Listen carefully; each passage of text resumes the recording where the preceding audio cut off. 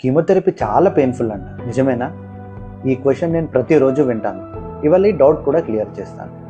Chemo cancer సెల్స్ని destroy చేయడం కోసం ఇస్తాం, usually through ivy drip or sometimes as tablets ఇస్తాం. ఇంజెక్షన్ ఇవ్వడానికి ఆర్ క్యానులా పెట్టేటప్పుడు కొంచెం నీడిల్ పెయిన్ మాత్రం ఉంటుంది. బట్ కీమోథెరపీ వల్ల బాడీ మొత్తం పెయిన్ అవుతుందని కాదు. మరి ఎందుకు అందరూ కీమోథెరపీ అంటే భయపడతారు?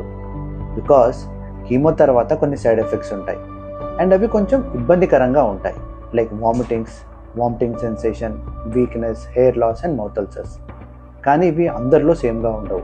Side effects person to person differ అవుతాయి.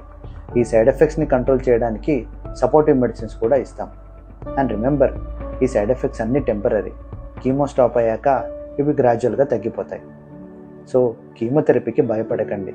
ఇట్స్ లైఫ్ సేవింగ్ అండ్ క్యాన్సర్ని క్యూర్ చేయడంలో ఇది ఒక పవర్ఫుల్ వెపన్.